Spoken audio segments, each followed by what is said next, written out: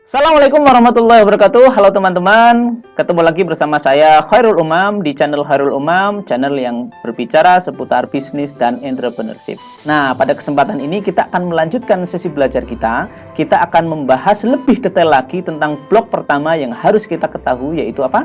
Customer segment. Simak videonya sampai selesai.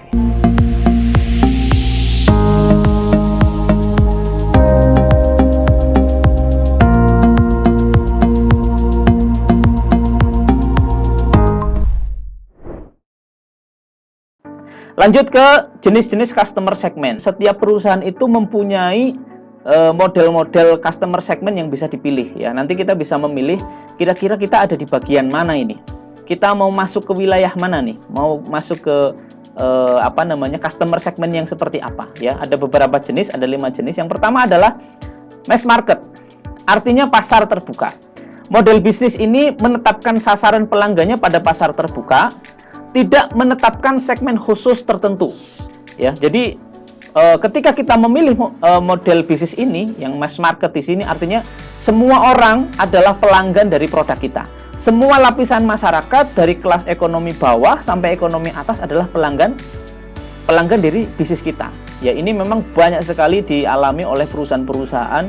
Ya, kalau kita masuk di mass market di sini tentunya kompetitornya adalah pemain-pemain besar karena mereka sudah ketika sudah di mass market banyak sekali pemain-pemainnya, dan kita harus melakukan keunggulan ya. Keunggulannya tentunya di produk ya. Ketika di pasar terbuka kita masuk ke semua segmen, produk kita tentunya harus menjadi yang terbaik ya di antara semua yang ditawarkan oleh kompetitor. Kita harus menang, win di produknya ya. Contohnya mungkin kita bisa tahu ada minimarket ya. Meskipun minimarket juga sebetulnya ada segmen-segmennya, tetapi secara umum ya kita tahu ada toko sembako, itu tentunya bisa menyasar semua orang dari kalangan bawah sampai kalangan atas. Atau mungkin juga produsen elektronik ya, handphone ya. Meskipun kalau kita sebut handphone juga sebetulnya juga ada segmen-segmennya ya, tidak harus pasar terbuka, tapi semua orang ini bisa menjangkau untuk membeli produk-produk elektronik ya, seperti televisi dan segala macam.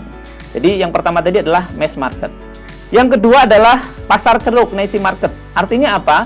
Ketika kita memilih model bisnis ini, model bisnis yang ini kita mengarahkan kepada pasar ceruk ya, pasar yang sangat spesifik, sangat khusus, yang jumlahnya sangat kecil, yang selama ini belum terlayani oleh perusahaan manapun. Jadi kita melihat ada satu golongan yang dia belum dilayani oleh perusahaan manapun, dan kita punya produk dan kita bisa menciptakan value itu. Nah, kita bisa memilih pasar ini, ceruk pasar ya. Meskipun tantangannya adalah ketika masuk ke model ini, pasarnya jumlahnya sangat kecil.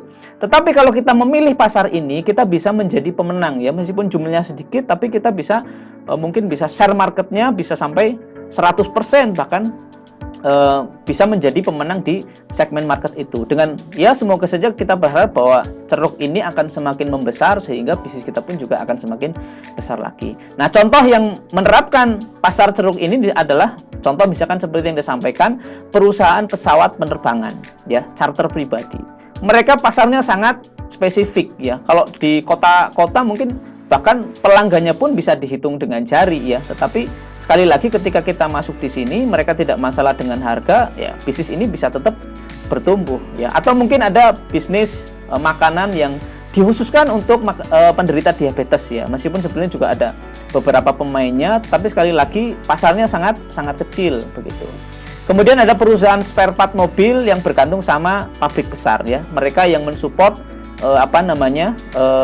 komponen-komponen yang dibutuhkan oleh perusahaan-perusahaan mobil. Konsumennya hanya satu mungkin ya. Kalau misalkan kita sebagai produsen jok begitu, konsumennya hanya siapa? Hanya pabrikan saja atau mungkin 2 pabrik saja. Tapi sekali pesan, sekali order jumlahnya bisa miliaran, bahkan sampai puluhan ratusan miliar ya. Jadi meskipun pasar ini sangat kecil, tergantung bagaimana kita, siapa yang dilayani. Bisa jadi kecil jumlahnya atau sedikit jumlahnya tetapi besar nilainya ya.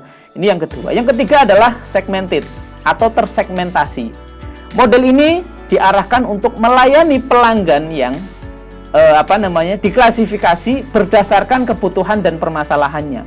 Jadi didetailkan lagi nih, karena setiap konsumen ini mempunyai kebutuhan dan permasalahan yang berbeda-beda ya. Jadi diurai segmennya, didetailkan lagi. Contoh adalah kita tahu bank ya. bank mengelompokkan nasabahnya ke dalam beberapa kelompok nasabah ya. Kita tahu ada kelompok yang atas yang mungkin bisa menginvestasikan uangnya bahkan sampai puluhan miliar ya, miliaran begitu ya. Mereka masuk dalam kategori kelompok atas begitu. Nah, sehingga produk yang ditawarkan pun juga berbeda ya. Produk yang ditawarkan juga berbeda ya, sifatnya lebih ke investasi. Dengan harapan ketika segmen ini menginvestasikan uangnya di bank, mendapatkan keuntungan yang besar, mendapatkan keuntungan lebih dibandingkan dengan hanya sekedar menyimpannya ya. Hanya menyimpan. Mungkin kita bisa tahu ada deposito. Nah, deposito adalah salah satu produk yang ditawarkan kepada segmen kelompok atas. Ada juga kelompok tengah ya. Kelompok tengah ini mungkin ya mungkin ada yang prioritas dan segala macam. Tentunya tawarannya adalah ketika adanya kemudahan transaksi keuangan, adanya mungkin kartu kredit atau mungkin internet banking, atau mungkin ketika menarik uang tidak harus antri, langsung bisa ke kasir. Nah, itu adalah contoh segmen kelompok tengah. Ada juga yang kelompok bawah ya. Tujuannya apa? Mungkin mendapatkan kredit yang lebih mudah. Jadi meskipun pelanggannya adalah nasabah, tetapi memisahkan nasabah atas, nasabah tengah, dan nasabah bawah. Nah, kira-kira apakah bisnis kita masuk kategori ini? Yang berikutnya adalah diversified, artinya diversifikasi pasar.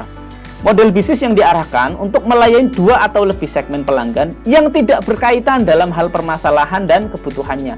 Kalau yang sebelumnya tadi di segmented itu berkaitan ya, kebutuhannya dan permasalahannya hampir sama begitu ya. Tetapi yang diversified ini permasalahan dan kebutuhannya itu ya sama, berbeda meskipun kelihatan sama. Contoh misalkan PT Kereta Api ya, perusahaan PT Kereta Api Indonesia punya produk pertama penumpang jarak jauh, mungkin antar kota begitu ya, Jakarta Surabaya, Jakarta Semarang, Jakarta Jogja. Ada juga komuter ya, komuter lain, mereka juga ada di bawah perusahaan PT Kereta Api yang ini lokal ya di Jakarta.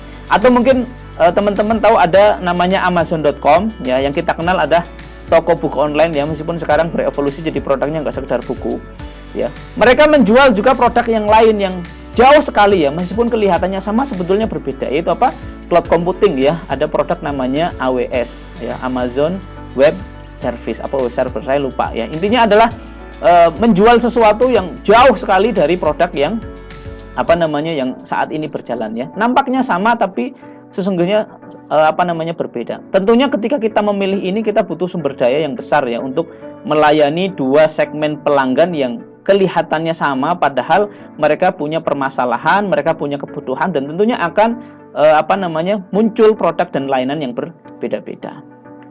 Yang berikutnya adalah multi-site platform. Nah, ketika kita memilih model bisnis ini ya, bisnis kita akan diarahkan untuk melayani 2 atau lebih segmen pelanggan yang saling berkaitan ya, saling berkaitan satu sama lain. Jadi tidak bisa hanya memilih satu saja. Kita harus melayani dua-duanya, karena keberadaan satu akan sangat dibutuhkan oleh yang lainnya. Contoh misalkan bank ya, bank yang menyediakan layanan kartu kredit ya. Segmennya apa? Segmennya mereka pertama adalah pemegang kartu kredit dan outlet yang menerima transaksi kartu kredit. Atau mungkin teman-teman tahu YouTube itu punya dua segmen. Yang pertama adalah penonton itu sendiri, yang kedua adalah konten kreator. Masing-masing perlu dilayani, sehingga YouTube menciptakan platform untuk menonton dan YouTube juga menciptakan platform untuk mengupload konten atau video yang dibuat oleh YouTuber atau konten kreator. Nah, ini contoh YouTube masuk ke dalam kategori pasar multi-site platform.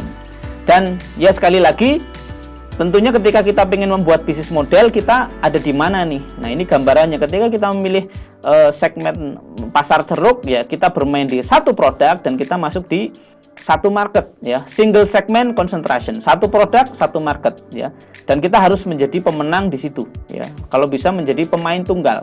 Kalau kita memilih diversified begitu ya, segmen ini kita menyediakan produk yang berbeda di masing-masing market ya. Market 1 butuh produk 1, market 2 produk 3, dan seterusnya ya. Single segment concentration ya, kita harus menggunakan strategi ini, satu produk satu market ya. Nah, ini kalau kita bermain di sini tentunya sumber dayanya juga harus besar. Atau kita masuk di segmented ya. Kita masuk di wilayah segmented di mana kita bermain di satu market tetapi kita tawarkan produk-produk yang bermacam-macam, seperti di bank ya, market specialization. banyak produk untuk satu market ya. Ada kategori apa namanya tadi meskipun sama-sama produk keuangan tapi bermain di satu market. Yang berikutnya mass market ya, product specialization. Ketika kita memilih mass market artinya produk kita harus unggul karena produk kita harus diterima oleh semua segmen ya. Satu produk di banyak market, segmen apa namanya yang sangat besar. Atau kita berada di multi-site platform di mana kita banyak produk dan banyak market. Ini full cover, artinya semua harus kita layani. Nah, mana yang kira-kira sesuai dengan model bisnis kita? Begitu. Tentunya kita harus memilih salah satunya.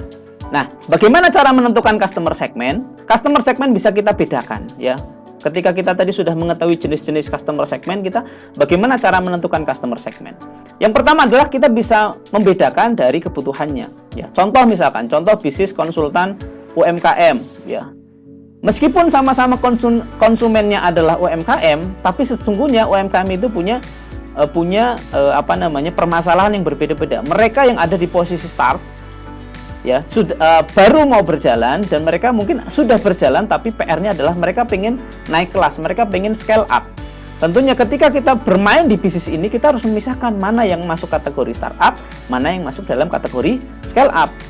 Dan tentunya nanti value-nya, produknya, tawarannya juga akan berbeda. Nah, ini satu contoh ya. Ini mungkin paling mudah ketika kita mengkategorikan konsumen, segmentasi konsumen, menentukan konsumen berdasarkan kebutuhannya.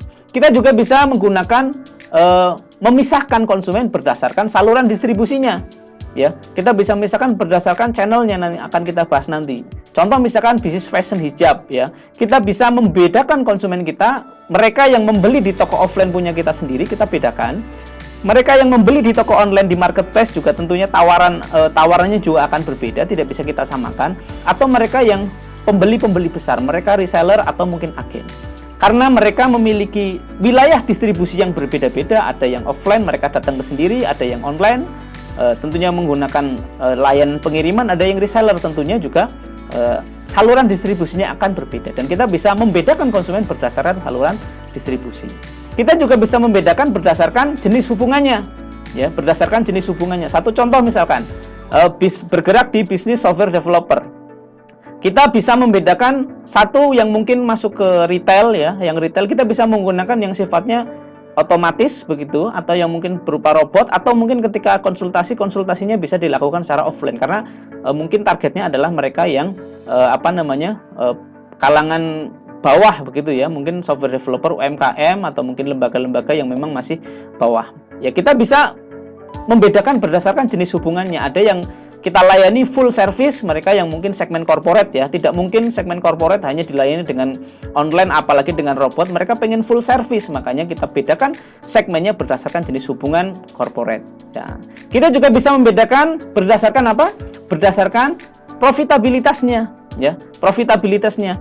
Jenis profit yang bisa kita berikan kepada perusahaan ya. Konsumen tentunya memberikan keuntungan ya. Dan kita bisa membedakan. Satu contoh YouTube itu membagi segmen, salah satunya adalah dengan profitabilitas. Ada pengguna free ya, pengguna free dan ada pengguna premium ya, yang dimana kita harus membayar setiap bulannya. Sekali lagi keduanya itu memberikan pemasukan kepada YouTube ya. Yang free pemasukannya apa? Pemasukannya dari iklan ya. Banyak perusahaan yang iklan di Google, di YouTube, di setiap videonya nanti akan ada video iklan ya. Jadi meskipun penggunanya gratis, tetapi YouTube masih dapat pemasukan melalui media iklan. Atau kalau yang pengen tanpa iklan, boleh ya masuk dalam kategori atau segmen premium, di mana kita harus membayar setiap bulannya supaya kita lebih nyaman nonton video tanpa adanya iklan. Jadi kita bisa membedakan berdasarkan tadi apa yang pertama kebutuhannya, kemudian saluran distribusinya, jenis hubungannya maupun profitabilitasnya.